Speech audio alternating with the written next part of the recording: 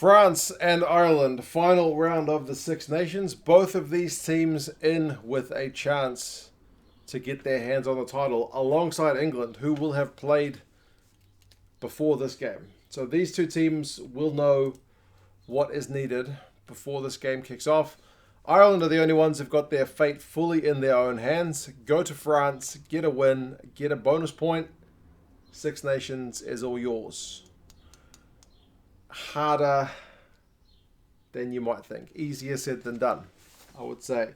Over the last 5 games between these two teams, I'll go over the recent history, the lineups, and the predictions. But over the last 5 games, it is Ireland 4-1. So if you're an Irish fan, it's already looking pretty good in that regard. But the average score over those games is 18 points to 11 over those last 5 games. So relatively low scoring. Not exactly games where you're blowing teams off the park, getting 4 tries. Last win for France over Ireland was in 2016, and that was 10 points to 9. So a pretty tight affair.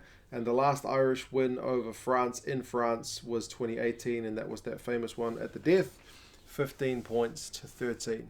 So again, it's a win, but it ain't exactly bonus point territory. So it's a tough job, and Irish fans that I've talked to in the comments thus far have been pretty realistic about that. But all you can do is go out in there and try to get a win.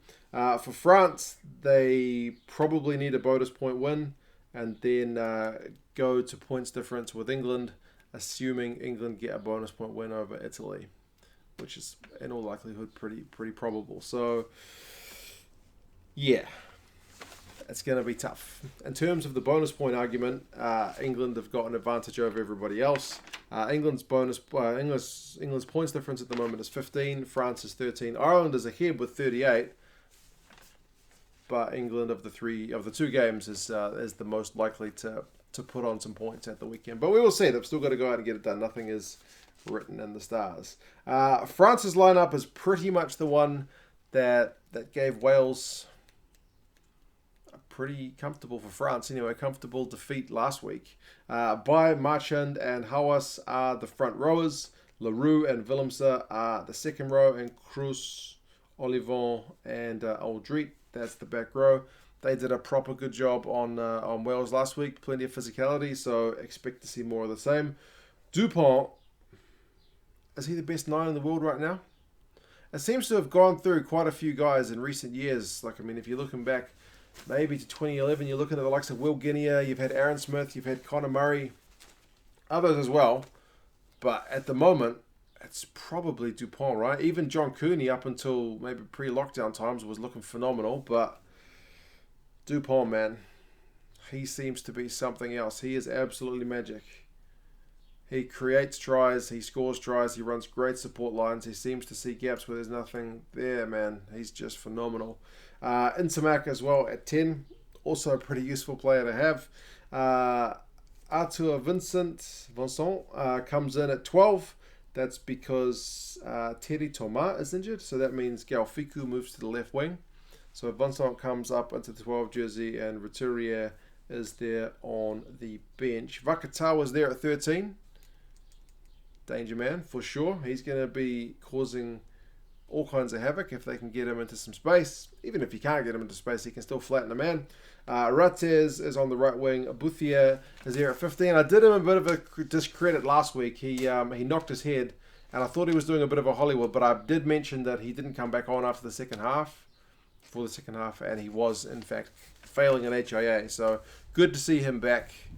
Tougher customer than I gave him credit for. A big old boot on him as well. So everything to like. The bench is the same as well. Ramo is there. Serran, Camille, Demba, Bamba. It's just Thierry Thomas. I know Thierry Thomas is kind of a risk-reward player. The guy's defence is often a bit questionable, but if you saw that try he scored against Wales, the guy is proper X-factor on attack as well. So if you get the reward side, he can win your matches. For Ireland, again, it seems a pretty stable lineup. Apart from the 13 jersey, Gary Ringrose got kind of kicked in the jaw, and he's got a broken jaw, so I absolutely feel for that guy because I properly rate him. But Robbie Henshaw jumps up from the bench to take that 13 jersey, and Chris Farrell who, if you're looking for someone to go head-to-head with Vakatawa and it be an entertaining show, that would be a nice one to see because he's a big unit as well. He's in there on the bench. So Healy will get his 100th cap, so congratulations to him. Proper servant of Irish rugby, that man. Herring and Porter are 2 and 3. Tyke Byrne and James Ryan 4 and 5. Caelan Doris, Will Connors and CJ Stunder. That's your back row. Connors, pretty bloody good on debut, you'd have to say, didn't he? Like some guys, I mean, it's hard to say because it's against Italy, but he looked absolutely natural there at test level for sure. And Caelan Doris is a pretty useful player as well, not to mention CJ Stunder. Conor Murray is 9, Jonathan Sexton's 10, so the regular kind of 19 combo for Ireland, and those two guys, Sexton as captain. Aki is still at 12, so he partners Henshaw, as I mentioned. Hugo Keenan, 2 tries on debut, also another guy who looked pretty useful on his first appearance in an Ireland jersey.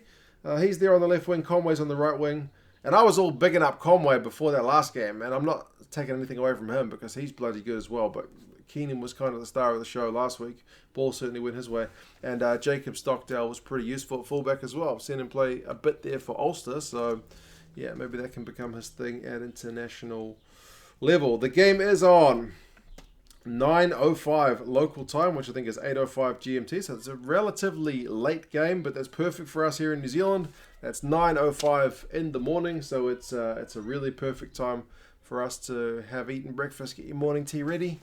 And watch some Six Nations and see who is the one who is going to get it done. It's all to play for, man. This game is the one that it's all riding on. So like I mentioned, Ireland, bonus points, Six Nations is theirs. Without the bonus point, they're probably going points difference with England, depending on what England do in their game. But in all likelihood, France probably need the bonus point win and to go with the points difference against England. So both Ireland and France will become the biggest Italy fans you've ever seen prior to this game, because if Italy did them a very massive favour, then whoever wins this game would just walk it. So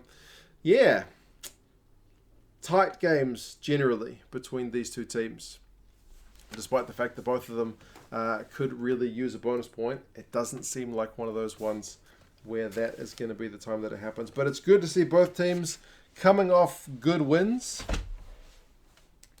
and both looking pretty strong. So, yeah, you'd have to say Andy Farrell in terms of the new coaches, him and Fabien Gaultier, those are the guys who've really hit the ground running.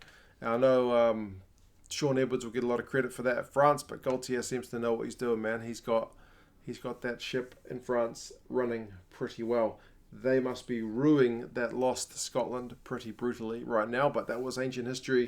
That's all prior to lockdown. It's all about this weekend. You guys let me know your thoughts on the squads. How do you think this one is going to go? Did I do the predictions? I didn't. The bookies have got France by 4. And the Rugby Forecast algorithm has got France by 2. Neither of which is likely to get the job done in terms of points difference. But anyway, we will see. It's very good to see France in the hunt at the death and Ireland bouncing back after a less than stellar Rugby World Cup campaign. So, we'll see how these teams go. Certainly some bloody good youngsters on both sides as well, you would have to say, which, speaking of World Cups, speaks well for the future. But anyway, I will stop rambling. You guys have any other thoughts on this one? And, I'll talk to you again soon. See you later. Right, guys, so if you want to see the games this weekend, that's being the Six Nations, 2 of them are on the BBC and 1 of them is on ITV. The good thing about those services is they are free services, which here in New Zealand is just unheard of. If you are outside the UK, though, you won't be able to use the service unless you sign up to a VPN. The one I'm using here is ExpressVPN. You can see I'm connected to a server in the UK. And I've signed up for both an ITV account and for a BBC iPlayer account. So it basically means name, email address, and I think you have to Google a UK postcode with the sign-up process. But apart from that, essentially you can just sign in and watch the content. So you can see there's, on the BBC they've got some Scrum 5 content, change the video quality, and they've got Six Nations, Wales, Scotland listed, and they've got France, Ireland listed. So, yep, that one is there. And then the other one, which is the middle game, England against Italy. That one is on. That one's on ATV, so it's good. You can watch the games live. You can watch them on demand. If you're outside the UK, you do need to use a VPN. So I'll put a link in the description for Express. If you've already got a VPN, that should be okay. You can just use whichever one. But essentially, connect to a server in the UK. If you don't have an account with either the BBC or with ITV, you will need to sign up. But other than that, it's pretty straightforward. So yeah, enjoy the game, guys. See ya.